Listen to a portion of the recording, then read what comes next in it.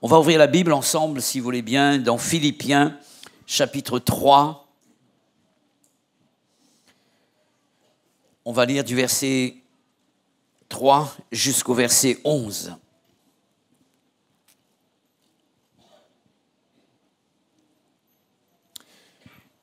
Je salue ceux qui sont avec nous, qui nous rejoignent sur la toile. Que Dieu vous bénisse. Voici ce que dit l'apôtre Paul, et il parle des chrétiens véritables, car les circoncis, c'est nous. Il est question de circoncision du cœur, au niveau du cœur, non pas de la chair, qui rendons à Dieu notre culte par l'Esprit de Dieu, qui nous glorifions en Jésus et qui ne mettons pas notre confiance en la chair. Moi aussi, cependant, j'aurais sujet de mettre ma confiance en la chair. Si quelqu'un autre croit pouvoir se confier en la chair, je le puis bien davantage. Moi, circoncis le 8e jour, là il parle de la circoncision de la chair, d'accord ? Moi, circoncis le 8e jour de la race d'Israël, de la tribu de Benjamin, hébreu, né d'hébreu, quant à la loi pharisien, quant aux zèles persécuteurs de l'Église, irréprochables à l'égard de la justice de la loi.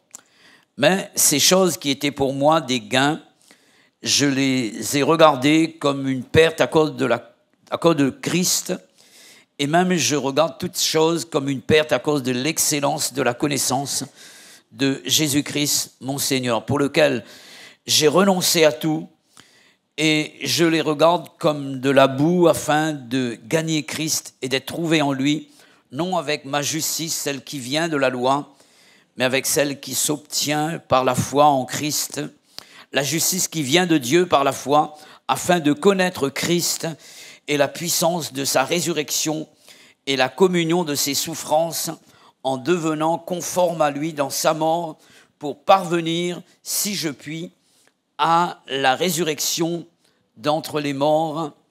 Amen. Le titre de mon message pour vous ce matin est celui-ci, « Connaître Christ est un gain ». Dis-le à la personne qui est près de toi, connaître Christ, mon frère ou ma sœur, c'est un gain. Alléluia. Ce n'est pas une perte. On n'a pas perdu, on est des gagnants. On est des gagnants avec Christ. Alléluia. Quelqu'un disait ceci, un peu avec raison, je dirais. Il dirait, je ne perds jamais, je gagne, ou sinon j'apprends. Alléluia. En perdant, entre guillemets, nous apprenons. Alléluia. Nous apprenons. Et un jour, l'apôtre Pierre a dit à Jésus, « Seigneur, nous avons tout quitté pour te suivre, dira-t-il. » En quelque sorte, il était en train de dire à Jésus, nous sommes perdants un peu. Nous avons tout quitté pour te suivre. Et qu'est-ce que cela va nous apporter ? Et voici la réponse de Jésus. Et quiconque aura quitté à cause de mon nom ses frères ou ses sœurs, ou son père, ou sa mère, ou sa femme, ou ses enfants, ou ses terres, ou ses maisons, recevra le centuple et héritera la vie éternelle. Alléluia. Lorsqu'il parle de quitter ses frères, ses sœurs, sa mère, il n'est pas question de se divorcer ou bien d'abandonner sa famille. Pas du tout. Il est question de ne pas placer ces personnes-là avant Dieu dans notre vie parce que nous avons fait le bon choix. Nous avons compris les priorités et Dieu est notre priorité. Alléluia. Au commencement, Dieu avant tout, Dieu partout et Dieu pour tout. Alléluia. Et lorsque nous avons compris cela, alors nous avons une vision différente des choses. Dans ce texte que nous avons pu lire ensemble, Philippiens chapitre 3, et l'apôtre Paul va mettre l'accent sur une chose importante que Dieu exige de tout chrétien authentique. Il s'agit de la connaissance de la personne de Christ. Alléluia. La connaissance de la personne de Christ. En 2 fois dans le texte, il va en faire mention, verset 8, et il dira, et même je regarde toutes choses comme une perte à cause de l'excellence de la connaissance de Jésus. Il parle de la connaissance de Jésus. Et dans le verset 10, il dira ceci, afin de connaître Christ. Que représentait la connaissance de Jésus aux yeux de Paul? Quelle valeur avait-elle dans sa vie pour lui? Quelle était la richesse que procurait sa vie, que procurait Jésus, le fait de le connaître? Paul considère cette connaissance du Seigneur Jésus comme quelque chose d'excellent. Et il parle de l'excellence de la connaissance de Jésus. Et dans le grec, cette expression signifie une connaissance qui surpasse tout. Non pas toute connaissance, qui surpasse tout. Alléluia, qui surpasse tout. Et dans la version Le Semeur, cette connaissance de Christ est qualifiée de bien suprême. Au lieu de parler de l'excellence de la connaissance de Christ, cette version donne ceci, bien suprême, c'est-à-dire un bien qui est au-dessus de tout, qui ne peut être comparé à aucun autre bien. Je m'adresse à un jeune. Quelle est ta voiture de rêve? Donne un nom, s'il te plaît. Quelqu'un peut s'exprimer là, un jeune, s'il te plaît? Qu'est-ce que vous aimez comme voiture? J'entends pas, n'aie pas honte. Hein. On va prier pour cela, pour que cette chose se réalise. Voilà. Je ne sais pas, peut-être une Porsche, je ne sais pas, mais en tout cas, peut-être Lamborghini pour certains, donc. Et vous rêvez donc à cette voiture qui fait du 355 km/h. Et vous rêvez à une telle voiture. Pour Paul, cher jeune, cette voiture n'est rien à comparer à la connaissance de Jésus. Amen. Il avait tout compris. Il avait tout compris. Je m'adresse à un jeune couple. Quel type de maison aimeriez-vous avoir? C'est une maison de rêve. Et je ne sais pas quelle est cette valeur, mais j'aimerais dire à cette personne qui est chrétienne, Paul dit que cette maison-là que tu voudrais n'est rien. N'est rien par rapport à la connaissance que tu dois avoir de Christ. Alléluia. C'est pas grand-chose. On va laisser cette maison. On va laisser cette maison. Mais Christ, on l'aura toujours. Alléluia. Et nous devons comprendre cela. Et si nous manquons le but, nous passons à côté de l'essentiel. Quel est ton salaire de rêve?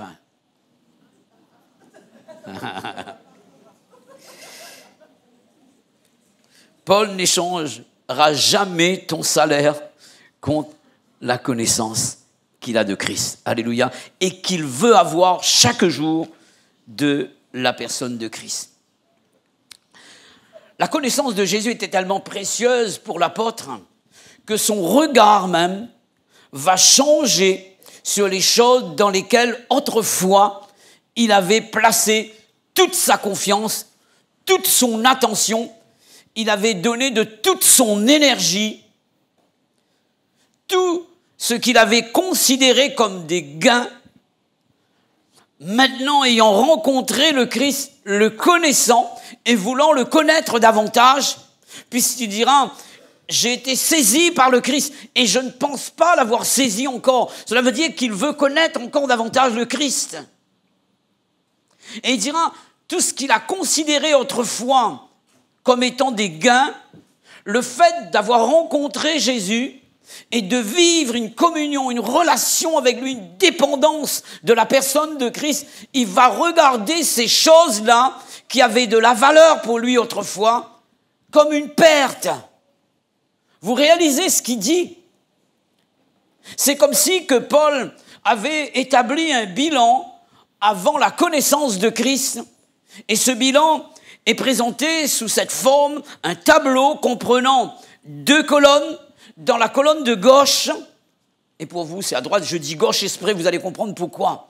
Donc, dans la colonne de gauche, il a placé tout ce qu'il avait appelé, tout ce qu'il était pour lui comme des gains, il a placé dans la colonne de gauche de son tableau. Et dans la colonne de droite, ce qu'il a considéré comme une perte, il a mis connaissance de Jésus. Et dans l'autre tableau à gauche, dans l'autre colonne, il a mis ces choses-là et nous avons lu ensemble. Circoncis, le 8e jour, il parle de lui, de ce qu'il était. Il affiche ses galons, il affiche ses titres, il affiche tout ce qu'il a comme diplôme, toutes les médailles qu'il avait avant de rencontrer le Christ. Race d'Israël, tribu de Benjamin, hébreu né d'hébreu, irréprochable quant à la loi, irréprochable quant au zèle pharisianisme, irréprochable à l'égard de la justice qui s'obtient par la loi autrefois. Et il met une liste dans la colonne de gauche et il dit, ça, j'appelle cela gain. Et dans l'autre colonne, il met Christ et sa connaissance, c'est une perte. Et là, qu'est-ce qui se passe? Dieu se manifeste, il rencontre cette lumière qui est Jésus et qui va, pour l'instant, fermer ses yeux sur les choses de la terre, les choses qu'il avait considérées comme des richesses, comme des trésors. À un moment donné, cette lumière sur le chemin de Damas va fermer ses yeux sur ces choses-là.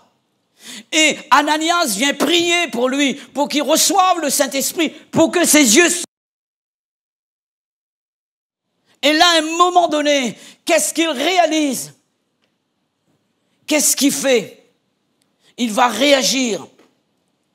Et Paul va changer de manière de concevoir les choses. Et il va changer les choses. Et il va inverser les titres des deux colonnes. Et voici ce qu'il va faire, parce que l'Esprit va éclairer cette personne. Et il va, là où il y avait ces titres, ces galons, dans cette colonne-là, où il y avait ces médailles, où il y avait tout ce qu'il considérait comme richesse, il va inverser, il va mettre perte. Et l'autre côté, où il y avait la connaissance de Christ, une seule chose, comparé au nombre, cette liste qu'il avait notée, une seule chose. Et on peut dire, mais c'est pas grand-chose, la connaissance de la personne de Christ. Et il va mettre le mot gain en titre. Alléluia! Et je m'adresse à chacun d'entre vous au nom du Saint-Esprit. Est-ce que vous êtes éclairés comme Paul? Est-ce que vos yeux sont ouverts? Est-ce que nos yeux sont ouverts? Est-ce que nous avons compris maintenant qu'il faut inverser les choses? Parce que les choses que nous avons considérées autrefois comme des richesses, nous les considérons maintenant comme une perte. Et notre richesse à nous, notre trésor, notre valeur, notre or, notre bien-être, notre bonheur, c'est Jésus et sa connaissance. Amen. Je répète, c'est Jésus et sa connaissance. Amen. Alléluia. Vous n'êtes pas convaincus? Pourquoi j'ai pas entendu Amen? Alléluia. Je répète, notre gain, c'est Jésus et sa connaissance. Amen. Lorsque nous avons compris cela, alors nos priorités changent, nos cœurs changent, notre manière de considérer les choses change. Nous pouvons vivre des moments difficiles, des moments faciles. Nous pouvons lutter à contre-courant. Il y a une chose qui est nécessaire. Christ et Christ seul. Amen.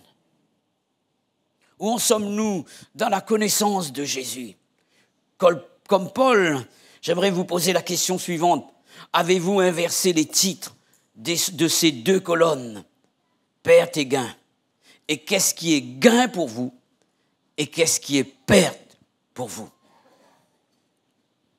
La connaissance de Jésus était tellement précieuse pour Paul qu'il ira encore plus loin dans sa manière de voir les choses. C'est ce qu'il dira au verset 8. Et j'ai utilisé la version Le Semeur. Il dira ceci, je vais même plus loin. Et voici ce qu'il va ajouter. Et c'est la version Le Semeur. Tout ce en quoi je pourrais me confier, je le considère comme de la boue.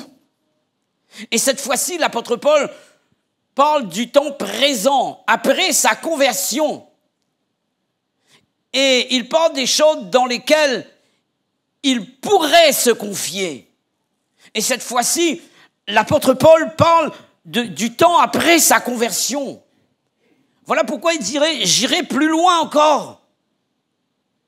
Ça peut être ses expériences du passé, en tant que chrétien. Et parfois on pense que le fait d'avoir fait une expérience dans tel ou tel domaine fait de nous des experts en la matière. Pas du tout. L'expert, c'est lui. Amen. Et nous devons connaître Jésus, connaître sa volonté, connaître son plan, connaître ses projets, sa pensée. Et c'est pourquoi nous devons chaque jour venir à la connaissance de Jésus, afin que les choses cachées nous soient révélées. Ça peut être également sa nature, son nombre d'années, de conversion. Parfois, certains affichent le nombre d'années de conversion.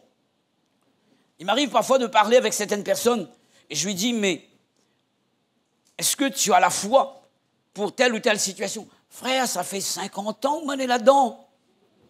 On demande à moi si on a la foi. Non, pas là-dedans, il compte. Quand il dit là-dedans, c'est dans la mission. Non, Jésus, je parle du présent. Où en es-tu par rapport à ta foi maintenant pour ta situation actuelle? Non pas pour une chose de l'avant-veille ou bien de l'année dernière. Qu'en est-il de toi, de ta communion, de ta consécration, de ta connaissance, de ta foi aujourd'hui, ce matin-là? Ce que j'ai, je te le donne. Non pas ce que j'avais. Ce que j'ai, je te le donne. Et ça peut être également sa connaissance intellectuelle de la Bible, sans passer par l'esprit. Ses pensées selon la chair et non selon l'esprit. Il les considère comme de la boue. Et dans le grec, il est dit comme des ordures. C'est fort. Vous avez déjà, souvent vous passez devant une poubelle et il y a des choses qui sont infectes à l'intérieur et parfois, excusez-moi, il y a des mouches autour, ça sent pas bon. Et il est dit que toutes ces choses-là, il les considère comme cela, comme des ordures. Non pas de l'or plus loin dur, c'est pas pareil. Là, c'est différent. Il parle des choses qui sont nauséabondes. Paul est donc prêt à renoncer à toutes ces choses-là pour une seule chose, la connaissance de Christ. Amen. La connaissance de Christ. Savons-nous faire la différence entre ce qui est spirituel et ce qui est charnel? Ça peut être de bonnes choses venant de notre propre chef, mais c'est charnel. Parce qu'il n'y a pas une connaissance de Jésus. Un conseil secret entre nous et Jésus. La connaissance vient de cette relation que nous entretenons avec le Seigneur. Il y a de bonnes idées que nous pouvons avoir dans l'Église, mais ce sont des idées qui viennent de nous. Ne présentez jamais des projets, des idées sans être tenu devant le trône de Dieu pour savoir ce que Dieu pense. Quelle est sa volonté? Connaître le Christ, connaître les choses de Dieu. Amen. Consultez Dieu. C'est quoi connaître Christ pour Paul? J'aimerais lire avec vous, relire plutôt, du verset 10 au verset 11, s'il vous plaît.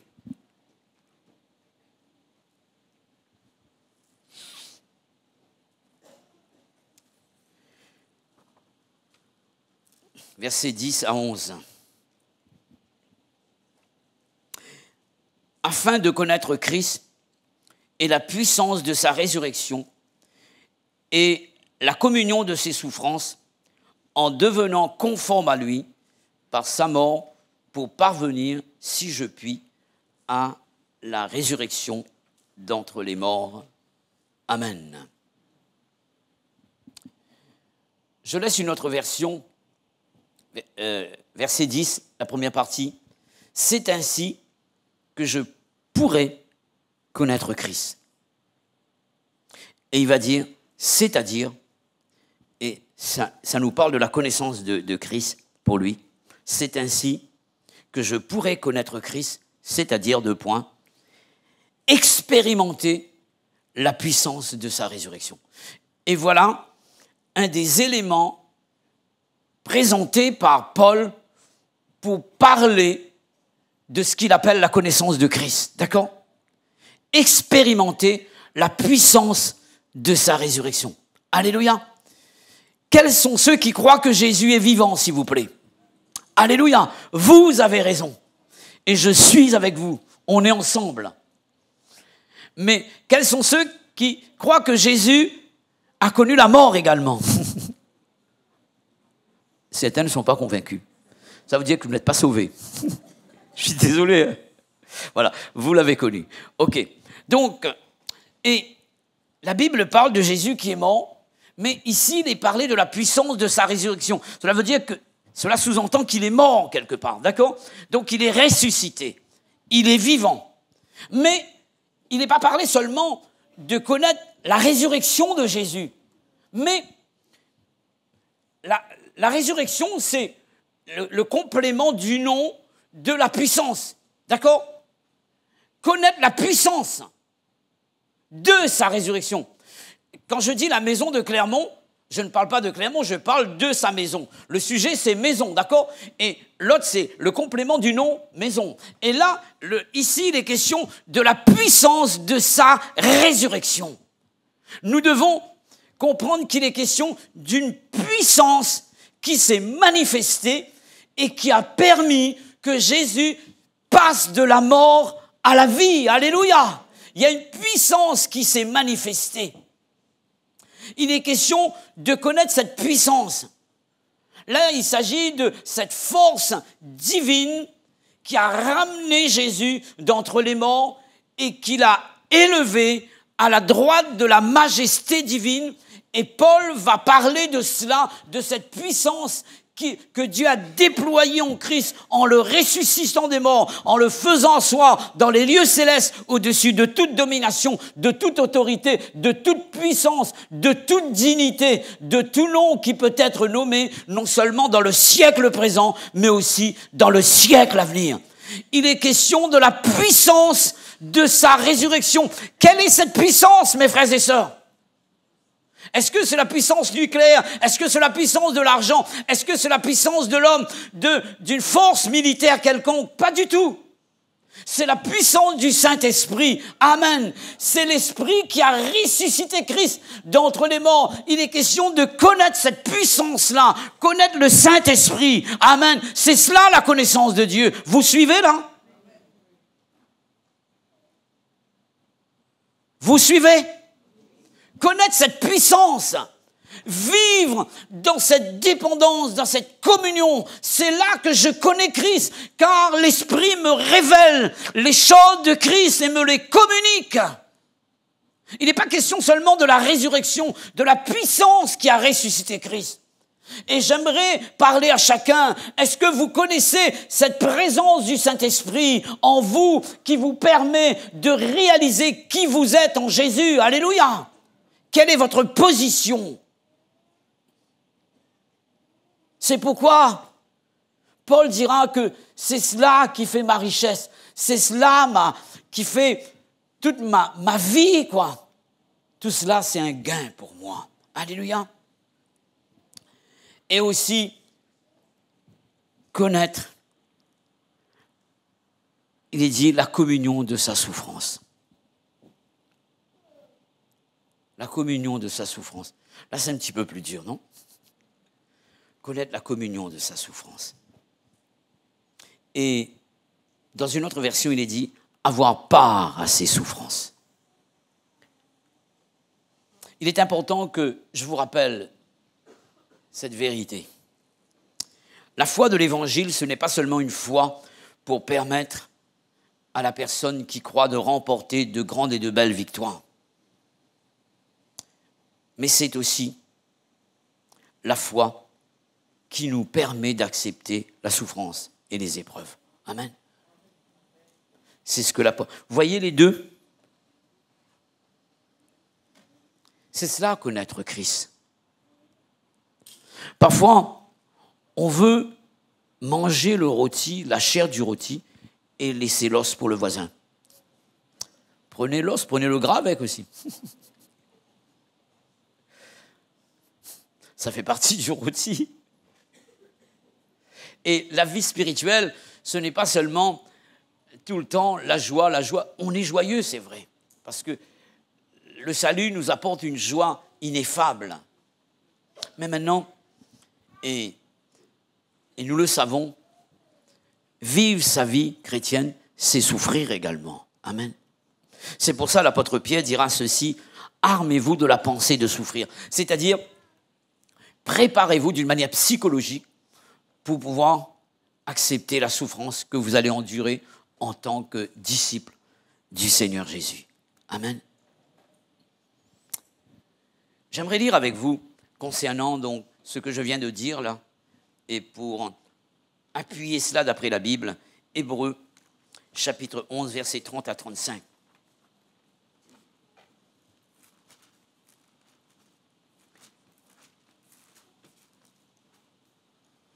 Hébreux, chapitre 11, versets 30 à 35. Vous avez trouvé? C'est par la foi que les murailles de Jéricho tombèrent et après qu'on en eut fait le tour pendant 7 jours. C'est par la foi que Rahab, la prostituée, ne périt pas avec les rebelles parce qu'elle avait reçu les espions avec bienveillance. Que dirais-je encore? Car le temps me manquerait pour parler de Gédéon, de Barak, de Samson, de Jephthé, de David, de Samuel et des prophètes qui, par la foi, vainquirent des royaumes, exercèrent la justice, obtinrent des promesses. Bien retenir cela. Obtinrent des promesses par la foi, d'accord? Fermèrent la gueule des lions, éteignirent la puissance du feu, échappèrent aux tranchants de l'épée, guérirent de leur maladie, furent vaillants à la guerre, mirent en fuite les armées étrangères. Des femmes recouvrèrent leur mort par la résurrection. D'autres furent livrés au tourment et n'acceptèrent point de délivrance afin d'obtenir une meilleure résurrection. Alléluia. D'obtenir une meilleure résurrection. Et si on continue jusqu'au verset 40, il est dit ceci. D'autres subirent les moqueries, le fouet, les chaînes et la prison. Ils furent lapidés, sciés, torturés. Ils moururent tués par l'épée. Ils allèrent ça et là, vêtus de peau de brebis, de peau de chèvre, dénués de tout, persécutés, maltraités, eux dont le monde n'était pas digne, errant dans les déserts et les montagnes, dans les cavernes et dans les antres de la terre. Tout cela, à la foi desquels ces personnes ont eu la foi, la même foi que ceux qui ont obtenu les promesses de Dieu, qui ont remporté de grandes victoires, c'est la même foi. Il est dit ici, tout cela à la foi desquels elle a été rendue témoignage, n'ont pas obtenu ce qui leur était promis, Dieu ayant en vue quelque chose de meilleur pour nous, afin qu'ils parvinssent sans nous à la perfection. Donc, voyez bien ici, la même foi qui nous permet d'obtenir les promesses de Dieu, c'est cette même foi qui nous permet d'accepter que ce que nous pourrions considérer comme des promesses de Dieu ne nous soit pas accordé. Parce que Dieu a préparé quelque chose de meilleur pour nous. Il y a des choses pour lesquelles nous allons prier toute notre vie et Dieu ne va pas répondre à sa prière. Parce qu'il permet que nous passons par le creuset, par la souffrance. C'est pour notre formation. La Bible parle ici de la foi qui est considérée comme de l'or éprouvé par le feu. Lorsqu'il est parlé de l'épreuve du feu pour tester notre foi, cela nous parle de la souffrance. Alléluia, de la souffrance. Peut-être qu'au milieu de nous, il y a de ceux qui passent par la souffrance ce matin. J'aimerais dire à ces personnes que dans ces moments-là, Dieu nous donne une foi supérieure à la foi qu'on a habituellement pour pouvoir faire face à la situation. Parfois, on se dit, mais comment j'ai pu faire pour pouvoir vivre cela? C'est pas toi, c'est Dieu. C'est la force de Dieu en toi par la foi. Amen. Sommes-nous prêts à considérer ces deux aspects de la foi? Maintenant, je termine et je vais considérer un troisième point. Comment connaître ces deux choses? La puissance de la résurrection de Christ et la communion de sa souffrance. Il est dit dans la deuxième partie du verset 10, en devenant conforme à lui dans sa mort. Et ou bien en devenant semblable à lui dans sa mort. Amen. En d'autres termes, laisser le Saint-Esprit crucifier notre chair ou bien nous-mêmes mourir à notre vieille nature. Amen. La croix, ce n'est pas seulement pour le jour où nous nous sommes convertis, mais tous les jours, je dois vivre la croix. Je dois laisser l'Esprit appliquer la croix à ma vie pour que le vieux Clermont soit crucifié. Vous avez remarqué que la crucifixion est une mort lente. Ce n'est pas cela la crucifixion. C'est une mort lente. Et chaque jour, Dieu nous appelle à mourir à nous-mêmes. Amen. Et le but final, d'après vous, et je termine, le but final de la connaissance de Jésus, puisque c'est cela. Verset 11, pour parvenir à la résurrection d'entre les morts. Amen. Lorsque Paul parle de la résurrection d'entre les morts, il parle de ce jour où Jésus va apparaître pour ressusciter ceux qui ont gardé la foi jusqu'au bout. Il est question de l'enlèvement de l'Église. Il est question du ciel, la destinée finale du croyant. Voilà pourquoi connaître Jésus est un gain. Parce que le connaître nous permet d'arriver jusqu'au ciel. Lorsque nous connaissons Jésus, nous n'allons pas entendre ces paroles de la part de Dieu. Je ne te connais pas. La connaissance de Jésus nous permet d'entendre ces paroles. Je te connais, bon et fidèle serviteur, entre dans la joie de ton maître. Alléluia. Voulons-nous nous recueillir? J'appelle